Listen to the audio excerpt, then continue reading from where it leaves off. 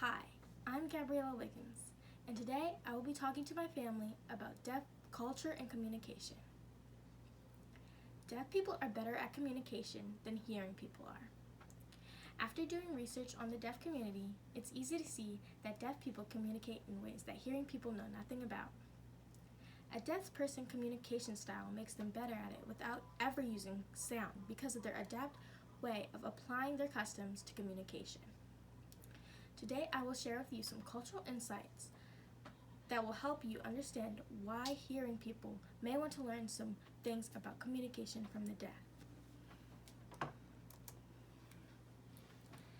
Deaf people practice a collectivistic form of culture.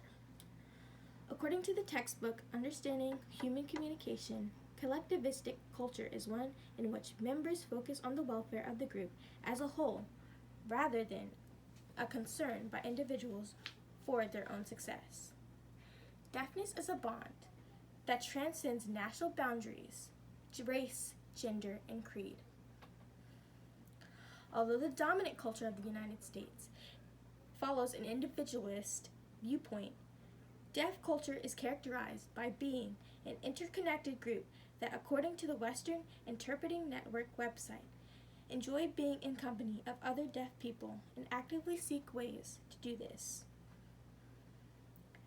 Sometimes names of people being introduced does not come up until the end of the conversation because it is deemed as not important. The ability to communicate with people from other countries without the benefit of spoken language increases the cultural similarity of deaf people's experiences. Deaf people have a high and low context communication style.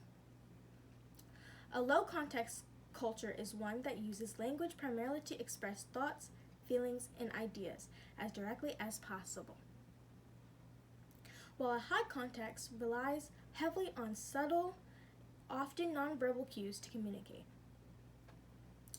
Being direct is more important than beating around the bush. Deaf people are simple and precise in their communication methods, while hearing people are simple and vague, or precise and complex.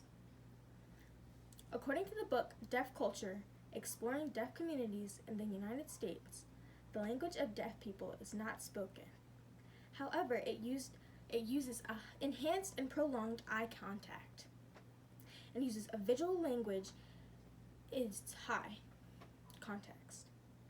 From the journal Psychological Research, the authors of a study were able to determine that deaf signers can recognize happy facial expressions better than those that have hearing. Power distance is that degree to which members of a group are willing to accept a difference in power and status. Deaf culture seems to have both a high and low power distance in its culture. American Sign Language is passed down from generation to the next generation, from parents to teachers, from even peers, which shows a high and low power distance. Deaf mentors and role models exist to help young people navigate developmental processes, life challenges, and ways of communicating which would demonstrate high power distance. There is a general view of equality among deaf people, which transcends religion, race, age, and social status, because what unites them is their deaf culture and identity. On this slide, I basically show what determines how deaf people communicate and what their cultural insights are.